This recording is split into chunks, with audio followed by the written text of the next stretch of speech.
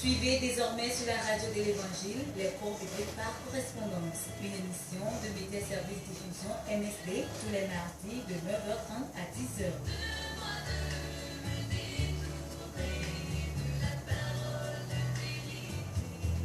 Contact 22 22 51 66 70 41 09 27 99 48 35 45. Email msdlomé2008@gmail.com. BP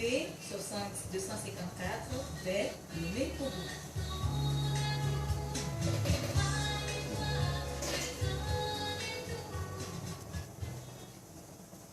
Mi do gbenami no bi todo lao. Radio JVA ben comme il ese ndiken ya. Ameko le mo anua enye dogwe de lao. Emmanuel Diamant Aouja benko milese dikeya miawe pona mpo kudo Media Service Diffusion Lomé Togo ndia mi ba bena mia yimiabe nous sommes dit mi temps nous sommes gome kudo mi kudo churchi enye avako churchi enye doyope churchi enye pome churchi enye suku alo nous tromper kia mi yeji kudo mi je gome kudo churchi a enye avako ye mi yeji kudo churchi a enye doyope emi wo pata le français be gbe mi ndi ya mi ale emu ko mi opopu na mi emi ayi nous sosronji kudo churchi enye doyope le mi abe gbe ami ya mi ado gbe la ma gbagbe ma nu son katato mi do wonko ganrichi mi do de gibobobo mi wo de kaku mi anovio mi le da pe na o e la bena we ga so agbe gbogbodo mi ame ga yeji ga so la me sena mi e yo na ba mi bebe si asumi asi bena mi aba ponu na woduko papa mi senti kokwe na o emi biobe apo gbogbo kokwe nto ne ba hozino gbogbo kokwe ba plomi gbogbo kokwe ba honya so do ape jiji uru abe susume bena wa wonwe na mo pe gbogbo ba du fiare tepe ya eye wonto ba je gome kuro mi benu si anu kemi na ola e manye o maureka penti kokwe de Yesu Kristo ben komi. Amen. Amen. Maune yira tojino lao fika ole aglemo le asimo le dome le apomo le ehume le mau gbagbe si odipo klani bala ne yira la gboso some maune na obena ne hunto plan kuno ne na se musike mi ya gba gome mi le gbo bena Yesu pe ha egbon le pe nyame le Matteo pa gban le ta blave voni puis où assis les questions il est blanc vers me et ben mi heyi dawo tu kon katan ne wanye nous sont là ouais mi ade ma osita nao de fofo la ple evila pa ple bobo kokwe la pe nkwame mi afia o bena wano nusio kata medonami la eye kpoda nye la melikpli mi nkeke o kata va sere kikiape nuwome Yesu kengbe la jo alo la va ken aba ku aba fon la egbonya dodore ne yepe nous sont là obena mi reyi nya o epe dupon na ni epe nous sont là we wa fian o nu il est pas plus que quand il y a peu nous les nous faire mais là et des sofiants ben non mais amener zeleme et non banto et ni blanc bena era Yesu pera alors Yesu pera la eni aba tefe alors aba ove fisiko fiona mele loko ona palo loko onto na okatutu leko onto na honya da ko eleke na te wo kame anoko ko nyenyeme le gbe va degbe la na sogbele ye apeto apenkume e mi so yidi mi gbo be na veliani Yesu pe hala enyi ko doyope alo kondi doyope alo kondi menyi bena kondi ka enyi kondi sike enyi anyi bena nya pe sesere la meo ple nya pe louvon la gbogbo tolo mi ti asi eye veve sese gere nya pe jiwo me e di gbane mi entita man pe dodo sike wo ne ehala e di bena eha ne kponko ne kpɔ lãmesẽ le kaka pe louvon me ye subɔsubɔ sona le ena mi kpɔ David ƒe agbalẽ la David ƒe agbalẽ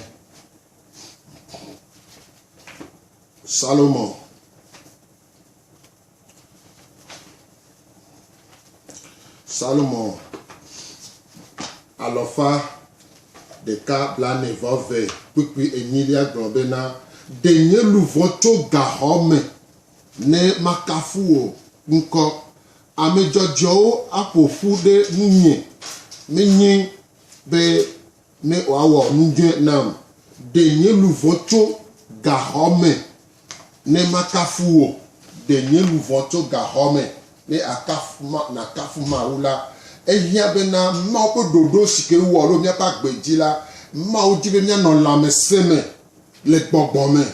kple míaƒe sese le lãme alo míaƒe ŋutilã me eye ne mikpɔ Yohanes ƒe agbalẽ 3 kpukpui 2 ɔdzigbɔ ɖe nitsanɔ huinya no kpɔ Yohanes ƒe agbalẽ 3 Yohanes ƒe agbalẽ 3 tafratsero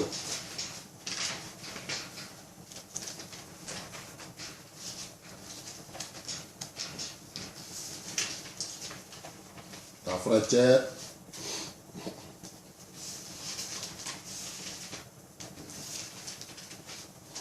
ele gbɔgblɔ be lɔlɔ̃tɔ mele didim be nuwo katã nadzedzi na wò nyuie eye wo lãme nanɔ sesie abe ale si wo louvon le nyuie la me ene lɔlɔ̃tɔ mele didim be nuwo katã nadzedzi na wò nyuie eye wo lãme nanɔ sesie abe ale si wo louvon le nyuie la me ene Mawu ƒe nya ye le gblẽ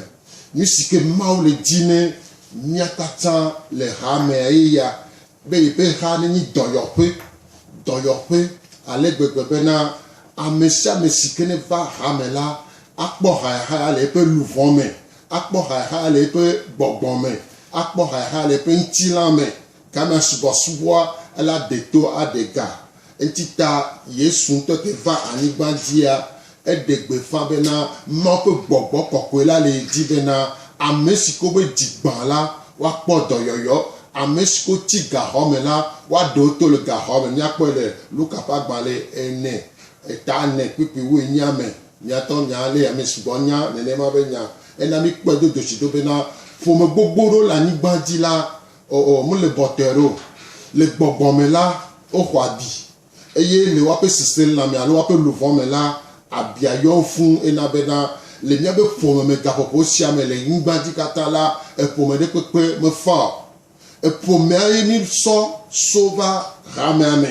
ne ƒomea enuam le sɔ afɔ nyuie ɖe le ƒomea me wɔ aɖe leke eha ate nɔ lo enti ta Mawu doe veve ɖe bena yayɔ dɔ ƒomea ne ƒomea nanɔ dɔyɔyɔ me vɔa ame ɖea mu dzɔdzi na ame ɖea le anyigba dzi o enyi abosãwu eye abosãwu so kaka ɖem ƒe abɔ me la ye do abi mía tɔgbe tɔgbewo kple mía mamawo eye abi sia la kple dzigbagba sia la ye mi dro le asi kaka va kɔ ɖo egbea va Yesu va bena ɖe aɖɔ mi ɖo yana bena abi si ke mi xɔ le louvon me la míakpɔ dɔyɔyɔ kpɔ David gbɔ bena denye louvon dzo le gaxɔ me ne abi veve sese edzigbagba nusiɔ le edzime nɔ la ŋgba nyi be woe le agbe o le agbe tso vɔa o le gaxɔ me o tu ɖokui o le gaxɔ me eye o zu gaxɔmenɔla ye kpe misɔ le va yi le ʋeʋe français gbe me abe no gbe be ma sɔ ke oa o lé amewo ɖe dzime ne nye agbetɔ amewo ye o gbe ma sɔ ke oa o do gaxɔ me eye o ŋutɔ tsã le gaxɔ me eye edzidzia na me le gaxɔ mea me dzidzɔ emi na ne kpɔna dzidzɔ be wao be sese eni ena be Yesu va be ankɔ ya de mi dzo le gaxɔa me ya na be na miaƒe luvɔ si ke ne xɔ abi la ne akpɔ dɔyɔyɔ ena be Yesu va anyigba dzi la ewɔ dɔyɔyɔ me nu sugbɔ edagbe ɖe ame ŋuti sugbɔ eyɔ dɔ amewo ƒe luvɔ eyɔ dɔ amewo ƒe ŋutina eyɔ dɔ amewo ƒe megbɔgbɔ ale gbegbe bena esɔ dɔ da asi sia sɔ da asi ne eƒe nusrɔ̃lawo bena mi xeyi miawɔ ebe dukɔwo n'anyi ŋkɔ n'anyi eƒe nusrɔ̃viwo nusrɔ̃vi siwo xɔ dɔyɔyɔ emememe nusrɔ̃vi ko xɔ dɔyɔyɔ le ŋutilã me nusrɔ̃vi ko xɔ dɔyɔyɔ le woƒe seselelã me ye woanɔ sesẽ ɖe la ye enya ate de to ate de ga ena be Yesu aleke nɔ blema me lo eba le nenema egbegbe gɔngɔngɔn bena ame sia ame si ke ne te va gbɔ la ye la te kpe ɖe ŋuti axɔ dɔyɔyɔ ye ŋutɔ Yesu Kristo si wɔ anyigba kple dziƒo kple anyigba va anyigba dzi amenɔ bɔtɔ ɖe ne o etsa exɔ abi gbogbo ɖe vɔa eƒe abixɔxɔ la to eƒe abixɔxɔa me la miate kpɔ dɔyɔyɔ ena be gbɔ be to eƒe kabiɔ me la mi kpɔ dɔyɔyɔ ame si ke xɔ abi le eƒe luvɔ me ame si ke xɔ abi le eƒe seselelãme me la mate haya ate subɔ Mawu ale si ke dzi o ehiã be ɖaɖo la xɔ dɔyɔyɔ ena be ŋutita Yesua va lo Yesua me va lo bena miakpɔ yayra ɖeɖe kpo eva bena yayra gbãtɔ nyi bena miatrɔ dzime ne mitrɔ dzimea ɖe yayra evelia nyi bena miaxɔ dɔyɔyɔ miakpɔ dɔyɔyɔ eya megbe la enuwo la zɔ nyuie ŋutita Yesu Kristo ke va anyigba dzia taflatse ewɔ nu sugbɔ vɔa egbe la nu gbogbo ɖewo lea ame sugbɔ mu nye o ena be wole to nu ɖewo me wodze agba me wodze tre me vɔa nu te le yi o ame si ke xɔ abi ame si ke be dzi gbã yeƒe gbedodo la leke la nɔ lo ne do gbea ɖe Mawu la se nea elabe le gbidzi ele do adɔmezẽ elabena ame sia ame si ke ne xɔ abi la akpa ve va zena nɛ akpa ɖeka mi yɔnɛ bena ame si ke xɔ abi la akpa gbãtɔa enyina amea tina nuzizi me mekpɔna dzidzɔ le eƒe agbe me o eye akpa ve gbɔa enyi be amea edzana glã ebina dzi kakakaba edona dɔmesẽ eye egblẽna nu le ame tsi gbogbo ɖe ame ɖe kpe mele anyigba dzi bena dodome ye le o la anɔ akpa ɖe tɔa alo anɔ akpa saga ɖe tɔa eyi nya vɔa mi la va ƒo ŋƒo ku ɖe nuwo sia keke ŋuti le nu sia me ne madame le nya ɖe le sia kpea. Eyo mi da kpe sigbele ke Emmanuel egblɔ nenea nyateƒea miakpata miabe luvɔa kura etsi gaxɔ me enana bena agbetɔ be sese le lamea mu le dodo nyuitɔa nu o gaɖo mea fifi dze ame ɖe ma ŋde ne tsã bɔa ame ala te tsi nublanui me ame ala te tsi nuxaxa me ame ala te tsi dzimadi me egɔn be ŋde le dzɔ le ememe ke ŋgɔe na amea la kpɔ dzidzɔ vi ɖea ela gbatrɔ ge ɖe me evɔ mɔgblɔ na mi to apostol Paul be nume bena ɖe mianɔ kpɔ dzidzɔ la mianɔ dzidzɔ kpɔkpɔ me ɖaa vɔa mi te le kpɔ dzidzɔ wɔn o mi te le xaya kaka la va kpɔ dzidzɔ o egɔn be ŋde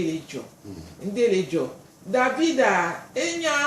Mawu be nya dzina ha ƒona dzita vɔa ga etɔ ke gba va gblɔ bena ɖe edo ɣli be o Yehowa de nye luvɔ tso gaxɔ me ehiã bena mi do la to miabe luvɔa edo la to le gaxɔ me ɖe kpekpe ye be la vo ke gbe miãtɔ tsã mi la vo mi la te subɔ Mawu alɔfadzi egɔn bena gake miabe luvɔ le gaxɔ mea enya ke kpata mi le sea wobe nya la ne to ne ba wɔ miablɔ ɖevi est-ce que mi nyablɔ ɖevi nya wa mi le se nya so janvier kava kɔ ɖo décembre mi le se nya vɔa enya mu tu ka mi o enya mu wɔ miablɔ ɖevi o egɔn bena mi le miabe luvɔ tsi gaxɔ me eŋutia enya ke mi le gblɔa Mawu be ƒuƒoƒea enye doyo pe enye doyo pe funu ye mi la ho doyoyo aho katutu bena ne nya toa ne ba gere luvome ne gere nya pe luvome a ye be wona minwe e nana be mia be jijo kokwa e la debribo e la mia pe sesele la mia e la no ma utu ate ma to le ma utu ate o wane e wa manwe mea mi la no senya cho mi la no krenya chacho gakea e mia pe sesele la mea e la no to atibu na ma utu a ma we do sesele la me wa e mia pe sesele la mea e do la no eto ate ta mi la glombe na enya ya mi adoto ye mi atro po mi arokwe bena mi ademo bena ma wu ba pepere mu na mi gbogbo koko ni ba pepere mu na mi enu sosro ane pere mi anti bena oh mi ake mi ate dogri kudo mo popo mi ate dogri kudo nguse bena oh ye wo ade ye wo to ga home ye nya pepe ne mi senya me ye mi po nu ke me mi leto ye mi po afike mi soa ne mi dori kudo hosea ne mi dori kudo kankarijia nya tepe nya be luvola to le gba mi ye ne mi va Yesu ba come so po Yesu be po de mo nya be o eto me mia ucha ela te we na mia mi la po be na mia be luvola to le ga o de pepe me nzizi be ga ho me ya eta me bubu be ga ho me ya oh aglan DJ be ga ho me ya oh achi some comme te le so que na trova egbe me na yingobe e ga ho me ya ma wo la pere nti o ebe gbogbo la pere nti o ta nu so so ya ihia na mi apata gbogbo ko nto ni na mi e gomi sese ke deto pudo nu so so ya nti ni mi aten po pepere mu mi aten po jidudu de la mesese gbegloji ni mi atrova ma uto aji dena ebe enya ko pata be glona na mi ebe dodoa e ba po me baba le mi apa gbe mi Kristo to mi la po jijo mi la po anti fafa e gombe na ma un to bio so mi asi donc ma un e pele mi anti enyo ya ba le nyare le Bible me Ezekiel pa gbale eta bladin bla ton voix din puis blave voix fait et blave voix din Ezekiel pa gbale ta bla ton voix din puis blave voix din mana diye ni eye ma de gbogbo yeye miame ma de pe di la le mi ape dome eye mana la kosi di mi ma de nye gbogbo miame eye mana be nya zonde nye dodoa o ple nye eseo ne nyale o mede asi ahawo oji amen amen ibe ya de gbogbo yeye miame e ya na ejiyeye va kengbo gbogbo yeye na va ejiyeye la na va la ma wo le gbogbo na ya gba epedia níbi gbogbo epedi le fia yin gaho sikeme louvon amesa pe louvon sikene le gaho me la ele se ko to na ponopo ne akponopo no na amoro pe louvon nene ma ele akponopo me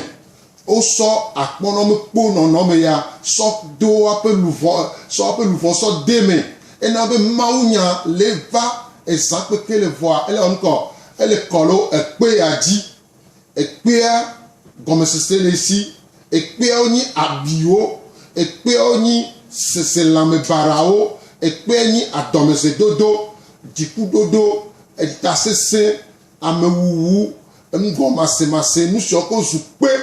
eye bible ale na mi nya be na maube anadi yeye elle avait dit ho le kenyi di ho sikene le ni veve sese aduku dudu agbevlo nono yakame gbekeni kroso nya toku nya no gbola kuro sese la me kra bionti la ozupe le nya pe diome na be na Kristo to gbogbo le o le se ma nya vo am ke so le te do mo nkenti o ne ma nya vale ke ade ko srato na pak e pe adi se ke o kona chire papa me di me etimite na tumene wa nene ma ele wa voa to enu me kuku ple enu fiofio de to si ola na bena amesibona jesi bena yo pe dila yo tokpa pour rendre eye kpaka yo tonso habillé eni le nouveau mais ena ben yeho ama ou bena nete va ba me bo te gogo ye la ya gba pe dia ya kaka ya dejo ne ejiwana so la pusi eye me doyoyo la tan me soso va bena azola no se ho apegbe o se pe nyala ye pe seo ye pe dodo la ento gbon bena ya so ye pe gbogbo ade o me bena so gbe adia na zole ye pe nyadi esike abia pe le louvo me e pe le kola e mo pe gbogbo ma te wo do sike le die o e na be gbe amo do la de ye o pona ona ni e ke voir no wo nu le gbo no po ga le mo wa o la tubite ta me la hozono la mu sia ha ni nkenti o gbogbo ko pe le wa me pepe voir wa pa gbe abia la nya bio se jesi benare na bia le re gbogbo ko pe la te wo do sikere dia mi le nya wala si le gabu me le wa donti le abile louvon na mere gbogbo ko pe are la te wo do le ne ma me pa gbe me bo de nu gbe la plan la le ha me vio que kena gale mo wa on va son agnero veve se pas du entita puis le pola maou le dibe ya yo dormi entita yesu avalo yesu to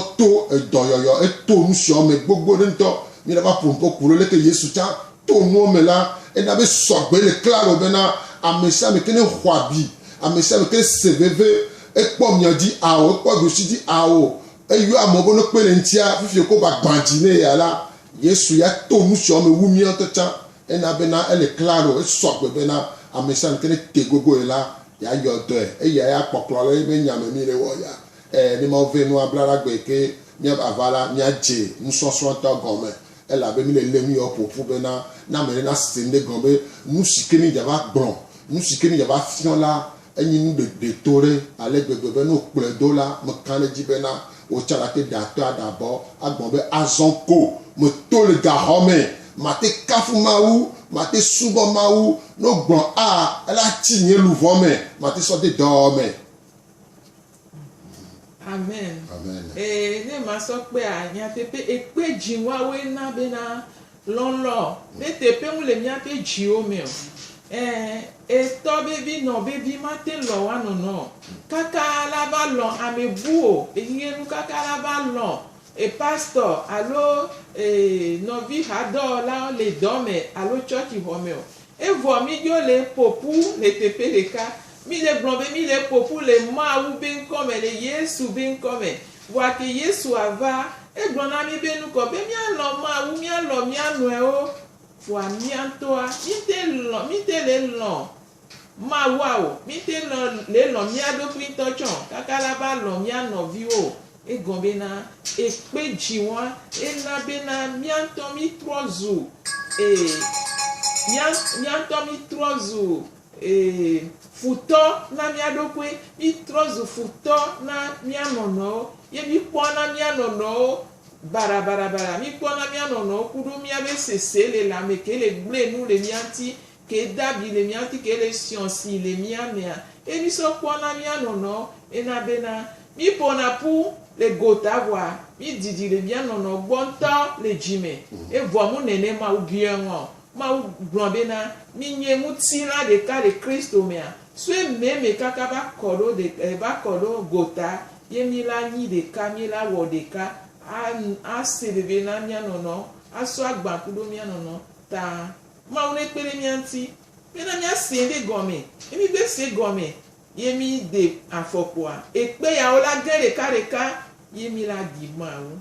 amen Amen. So yi di la pengbonya ayi di la abi be sope chamila pompo skuro abi o be sope nti abi gbogbo ko mi khola mi khole nya me di la boy di la o la o wo chasia ke tomu nyando la o kheni le nu manya siame voi mi ma bufon nya me di la o nu sikene la mesia yo nana nu siko nyala yo la gbon wa siko mu nyan la mi pe de sido bena nu sikeni nu aveve ni bena amèsia un peu louvon là mi ba yone be na lolon peu go louvon là o yone be lolon peu go eye ne etokpaji eto me lolon peu go a ndeke me le me eno peu go ndeke me le me là devi sia devi que la to le go sia me là lolon la no me a o ena be lolon ma no me là emi yona le mia pe nkatima nous sommes me bena nous vont et gomeni be lolon manameme nous vont eni lolon manameme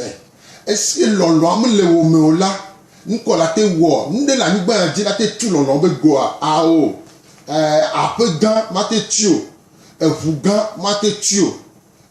ayisurgan ma te tio akaka ni pro la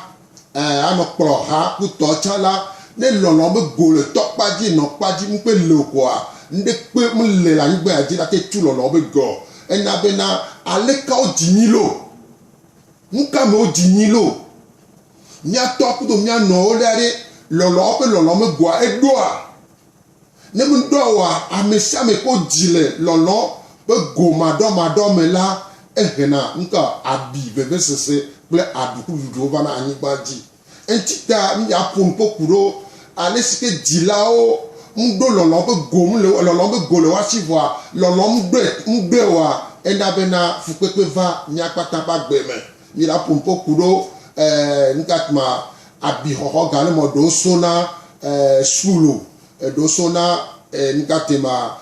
church mento cha alo hamento cha gbogbo lo choso abi lo sona le hamame mi la pon pokuro nu shokatanti bena ne amerina senle gome ne o kare jibena abiale louvon maintenant et o mute ha na la la to no bena mopopo le bena yesu la yodo ape louvon wa e yo cho la haya a de toi de gasimia halo kenele e moadie gbe la nyata mi to me nyam jiro mno botore ne ni o va yesu agbo ko mi va e yesu agbo ko mi va e ye to tutudo me la nyata ni hodo yo le so yo pe dogbe de la so yo pe dogbe de la pe suku ke mi ba yi eye me nyata ni podo yo le e na be gbe la le ni kwa mere le to mu sio me la mi wona siasa mi pe na le nti eye e chante kana fu mawo ate subo mawo se ale sike je ane mu se ba poto le yesu asi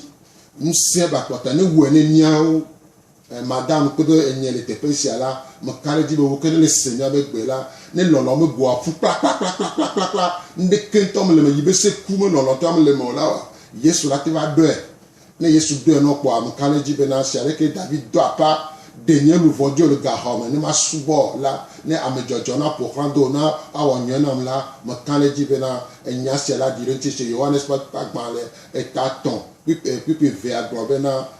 ma nyen leke mo khayana la nyen lu vocha no nko nyen lu vocha ne podo yoyo ne pola mesela mau le claro bena ya pere nti one na po haya na te subo mau e ale tireje no gbon mi lo mi anene o si ale ske mi lo mi anene o mi alo se ale ske mi lo mi anene o se ke mi lo na mi anto se ke mi lo na mi anto la ne mi te wu e kaka po la mi ate lo ameola mi la fon pokulo nu shonti nu sike nana bena lolon no na memo eni mu lo ami ko jona la mi la kaka eme emi la dede go ni mi aso pero etoji no la di lete bena nu sele le bena lolon ni mbala si on to chawa maula na olo amen nyatepe mu jila wenye gomedo pe na mi abe abio bo amu demi le bu fo jila oyo ojo mu nye yo wa be boa ele gbaloa o so apasese so mi bo mu na vi ko apasese o blewu ku lonlon boazi ale sike nde mu le wa me a wa chan o so apasese so plomi bo ama una pere mi anti enyo game asukwa mi asogbe ta olekia etita toji no la mo ne yira mi gbogbo re egbe ala mi le pompo le pompo me mi ate pe mi ba mi sha na se me la mi aso potia so dale alekia bra gbe anya ba yeji mama dogbera papa ma nous son kata to mi da pe no be ono ku mi le nous son strong ya me ibi obe on to aba de me gbe na nya ya adero pi ofia amisia me eto be nya ke doa papa ne ba wo be do la mesia mi ba gbe me papa ibi o be gbogbo ko pe mi ami se fi egbe wa o mu se na nti ayi do aji la me ko patan se ba gbe me ibi o be na won to aga ko fi edo se ebe na edo be go yi e Yesu Kristo bin come amen amen ma one yira to jino la o